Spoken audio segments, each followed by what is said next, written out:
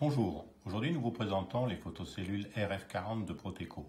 Ces accessoires étant des éléments de sécurité qui empêchent la refermeture du portail, nous préconisons de les installer et de les entretenir avec soin.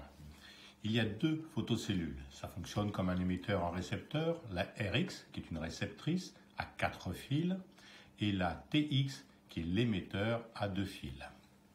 Ces photocellules sont équipées d'un compartiment qui rend la photocellule étanche aux intrusions, d'un passe-câble en caoutchouc qui va permettre aussi d'isoler le câble. Il y a deux zones de faiblesse selon le type de pose que vous voulez, soit par dessous la photocellule pour passer le câble, soit par l'intérieur.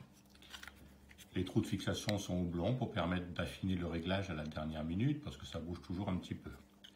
Pour ces photocellules, nous vous conseillons d'utiliser du câble approprié, surtout pas de câble téléphonique ou de câble rigide. Un multibrin souple entre 0,25 et 0,75 fera l'affaire et sera de qualité et vous garantira une durée dans le temps. Il y a sur la photocellule réceptrice et la 4 fils un petit cavalier que vous trouverez en haut du boîtier. En position à gauche sur les deux plots, il permet une longue portée. Sera utilisé beaucoup plus pour du portail industriel au-delà d'une dizaine de mètres. Si vous le mettez sur les cavaliers en position droite, ce sera pour un usage domestique. Là, la portée maximum sera de 10 mètres.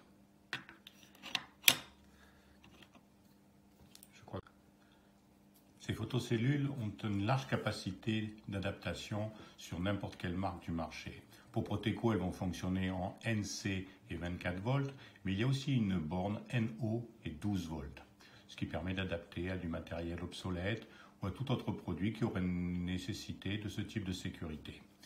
Les capots sont anti-UV et anti-reflet, ce qui permet de pouvoir installer ce produit même dans des zones à très fort ensoleillement. La visserie est cachée, pour un point de vue purement esthétique, derrière cette petite languette logo.